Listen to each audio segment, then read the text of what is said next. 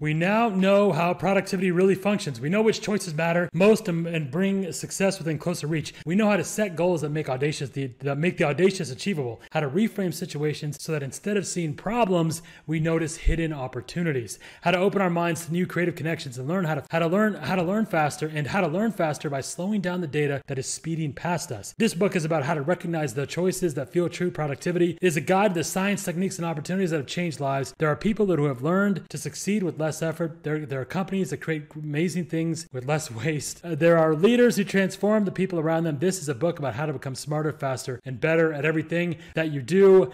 Be more productive with less time. That's a lesson from that excerpt. Productivity, put simply, is the name we give our attempts to figure out the best uses. Great to lead a book club when I'm hardly reading myself.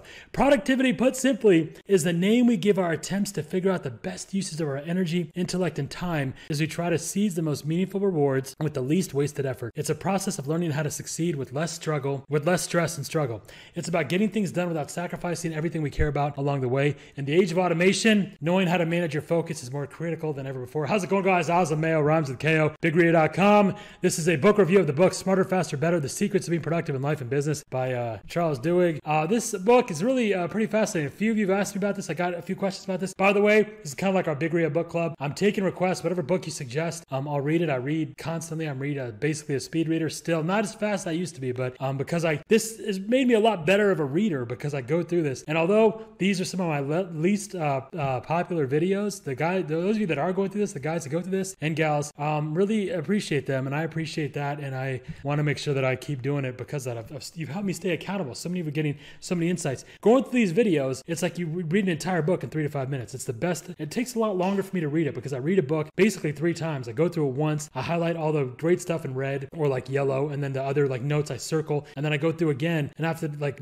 summarize this entire book down to like 3 paragraphs. What are the top ideas from this book? So my 1-sentence summary: how improved thinking can create improved productivity. This guy Duhigg went to Harvard and Yale, graduate, big deal. Oh, you're so smart. He works for the New York Times. How smart is he, right? Pulitzer Prize winner. That's not a big deal. They give those things away practically. But this guy's a pretty savvy, pretty smart guy, and he wrote this book. He wrote another book about habits and about basically creating better thinking and better choices in your thoughts creates better outcomes and creates you're able to use your time more efficiently. That was a cool, pretty cool definition of productivity, right? Go to bigreader.com. We're building the world's largest organization of special needs business owners and real estate investors. Also the #1 channel for Indiana real estate. We're creating the world's clearest instructions on how anyone can create a $30,000 a month passive income. My goodness, all kinds of really cool stuff. Go there, check it out right now. Next excerpt, next lesson here. Okay, this is, if you get nothing else out of this book, check this out. This is the most important lesson out of the book. Emotional assignment, emotional investment. This is, the older I get, the more I realize how important this is and how many people, every ultra high achiever does this. So you look at one thing, but you see something else. Check this out. The choices that are most powerful in generating motivation, in other words, are decisions to do 2 things. They convince us we're in control, and they endow our actions with larger meaning. Choosing to climb a mountain can be an articulation of love for a daughter. Deciding to stage a nursing home insurrection can become proof that you're still alive. An internal locus of control emerges when we develop a mental habit of transforming chores into meaningful choices, when we assert that we have authority over our lives. I've often talked about Mike Tyson wakes up at 4:30 or 3:30. He said, why do you wake up at 3:30? He said, because I met someone. Well, I used to wake up at 5 till I met someone who woke up at 5. Then I woke up at 4:30. Then I met someone who woke up at 4:30. Then I woke up at 4. And then I met someone who woke up at 4. Now I wake up at 3:30 every morning running. It gives me a psychological edge. And he said, when he sees himself running, I'm not running. I'm actually getting my hand raised as the winner. I'm having a first round knockout. I look at one thing, running at 3:30 in the morning, but I see something else. The ability to do that actually generates motivation. The ability to transform the mental habit of transforming chores into meaningful choices. You look at one thing, putting out signs, but you see something else, changing, reshaping hundreds of years of generational darkness, of financial darkness, generational, and creating generational wealth. You look at one thing, you see something else. Very important. Researchers have found similar results in dozens of other studies. People who know how to manage their attention and who habitually build robust mental models. Remember, Einstein said, tell me, if you tell me a man's mental model, I'll tell you everything you need to know about the man. Who build robust mental models tend to earn more money, get better grades. Moreover, experiments turn to make more money and get better grades, period. Moreover, experiments that show anyone can learn to habitually construct mental models. This is ultimately, this one sentence is basically all of our work with special needs and all the heroes and everything. Moreover, experiments show that anyone can learn to habitually construct mental models. You start doing it automatically. You look at one thing, but you see something else. By developing a habit of telling ourselves stories about read this page 1,000 times, man. By developing a habit of telling ourselves stories stories about what's going on around us. We learn to sharpen where our attention goes. These storytelling moments can be as small as trying to envision an upcoming meeting while driving to work, forcing yourself to imagine how the meeting will start, what points you will raise if the boss asks for comments, what objections your coworkers are likely to bring up, or they can be as big as a nurse telling herself stories about what infants ought to look like as she walks through the NICU, the ICU for newborns, infants, right? We've spent a lot of time there actually recently. I've spent a lot of time in hospitals. I know hospitals much better than anybody should. I mean, we're glad people do, and I'm very grateful to be able to be a part of that. But I'm saying that, you know, I've known more people in the last 2.5, 3 years that are dead and that are dying than I've ever met in my entire life put together, and probably more than you have. This right here, this idea of looking at one thing and seeing something else, this is really the secret. Mike Tyson also said discipline is doing what you hate and doing it like you love it until you love it. And this is, every ultra high achiever does basically that. They look at one thing, they see something else. The example I use of Steve Jobs, the boot time. To get the Apple boot time, they said there's no way to reduce it by 5 seconds or 10 seconds. It was considered, you know, unbelievable, impossible. There's no way to get it done. Steve Jobs said, what happens if a heart surgeon saves your life, or if somebody saves you from a speeding bus or a runaway train or something like that? We all say what? We all say, oh, you saved my life. But they didn't really save your life. All they did is give you more time on earth. A heart surgeon just gives you more time on earth. He doesn't actually save your life because you're still going to die. They give you more time on earth. We're going to sell, you said 3 million computers or something like that. And if we reduce that by 10 seconds, think about all the time we're selling, all the millions of seconds we're saving. We're actually having, when you open up that computer and try to create a faster boot time, you're not working on a computer. You're having the impact of 1 million heart surgeries. And that's the mentality he put into his engineers' heads, right? They look at one thing, they see something else. They look at computers, but they see that they're having the impact of performing 1 million heart surgeries. They didn't reduce the boot time by 5 seconds or 10 seconds. In less than 30 days, they reduced the boot time by 20 seconds. Unheard of. But again, look at one thing, see something else. 747.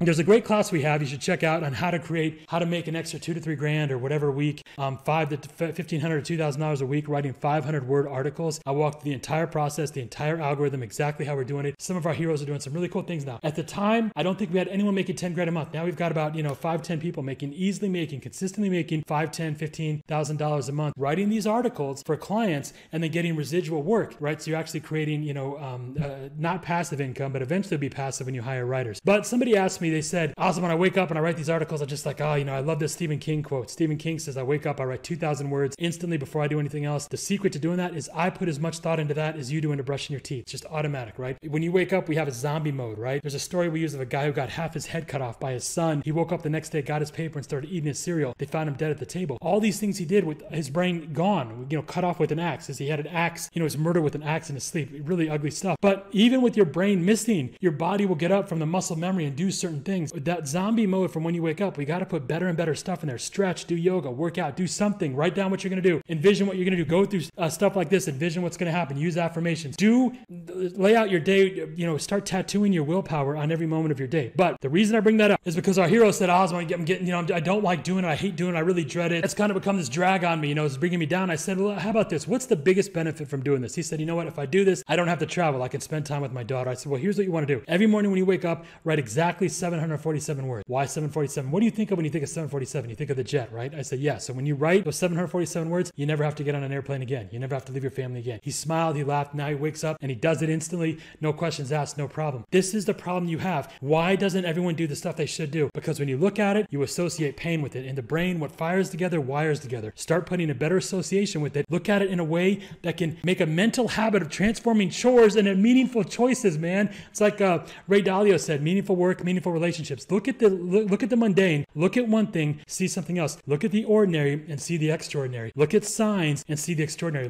When we look at our heroes, we see a lot of people see special needs people and people with cognitive delays or mental, what used to be called, they call them, just flat out call them retards and stuff like that. There is a retardation of their cognitive growth or their mental growth. People look at them and see one thing, they see something maybe not as exciting, not as encouraging. We look at that and we see someone that can build an empire, right? Look at one thing, see something else. This one page, the book is worth it just as one thing. Okay, we'll keep moving here. Next lesson, you must take the challenge. You must make a challenge a game. The people who are most successful at learning are the people who are able to digest the data surrounding them, who absorb insights embedded in their experiences and take advantage of information flowing past. Are the ones who, I'm just totally butchering the reading here, are the ones who know how to use disfluency to their advantage. We've talked about disfluency before. We do this a lot. This is really important. Mario, when I got my video game testing company, the reason it was so terrible is because I was terrible at giving feedback. I thought I was going to get games ahead of time. You have to basically be a masterful engineer to give great feedback and useful feedback. But the most important part of a game is that it's addictive, that it's difficult, but not too difficult. And it's easy enough to get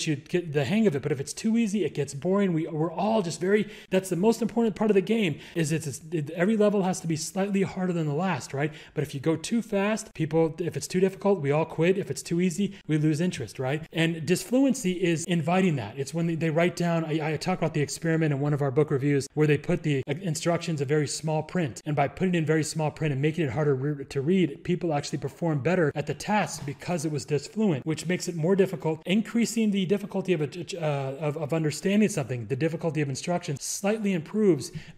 Using very gradual difficulty, raising the difficulty actually raises performance, which you would think would be the opposite. It should be easier, but disfluency is shocking the brain, throwing you off orbit, getting you off balance, and then you actually do a better job. But again, there's a limit. If it's too difficult, you're going to quit. So you've got to match it here. Use disfluency to their advantage. They transform what life throws at them rather than just taking it as it comes. They know the best lessons are those who force us to do something and to manipulate the information. They take data and transform it into experiments whenever they can. What do we talk about dialogue all the time? Whether we use engineering design for the engineering design process or test an idea at work or simply talk through a concept with a friend by making information more disfluent, we paradoxically make it easier to understand. We've talked about this a lot. The reason why when we talk about our heroes and why they're able to go out and do so many amazing things, what do? Every time we just talk about this, the test is always in the real world. It doesn't matter what I think, it doesn't matter what anyone else thinks. The test for all our stuff and for really any lesson is in the real world, right? That's just when you get tested, and that's the best testing ground. What we do before we go, we've been talking about this a lot, is we have someone explain it to somebody else, because you may think, oh, I have to understand it really well to be able to explain it. But what happens is as you explain it, your understanding increases from the very act of explaining it better, by teaching it better. By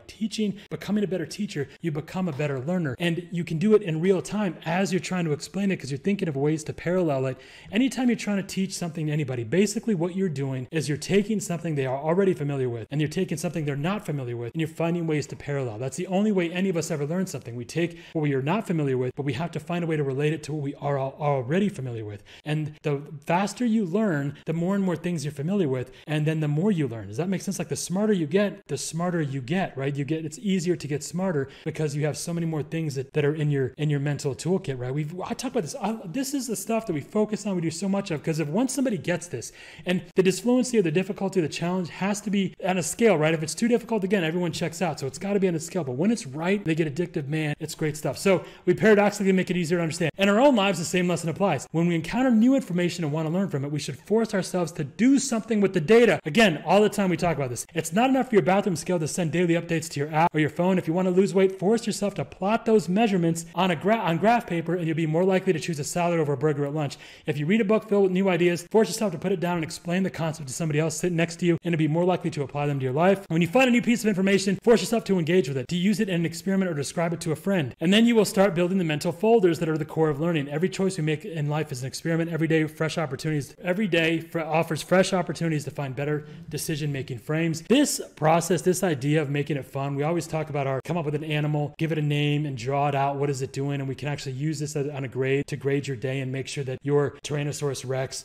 or your, pterodactyl or your, lizard or whatever is actually your clown or whatever is, we use these games where you draw what progress does he have throughout the day. Is the clown happy today? Let's make the clown smile. Let's make the horse fly to the moon or whatever. And then throughout the day, if we say make the horse fly to the moon, we say, okay, he starts off on the earth, and let's say he has to go 10 miles. We break up the distance to the moon into like 10 pieces, right? So how do we get the first piece as soon as possible in the day? How do we get the first 10th of the journey? And you can just color it in like a thermometer, right? We have heroes do all kinds of experiments like that seem pretty silly, but when you start doing that, you start building momentum and you start having ways of visualizing your progress. That's really important, really pretty do amazing things with it. Okay, so last chunk here. Lesson, you must make the challenge a game. Productivity is about recognizing the choices that other people often overlook. It's about making certain decisions in a certain way. The way we choose to see our own lives, the stories we tell ourselves, the goals we push ourselves to spell out in detail, the culture we establish among teammates, the ways we frame our choices and manage the information in our lives. Productive people and companies force themselves to make choices most other people are content to ignore. Productivity emerges when people push themselves to think differently. That's a book review of Smarter, Faster, Better. Go to bigria.com. I love you.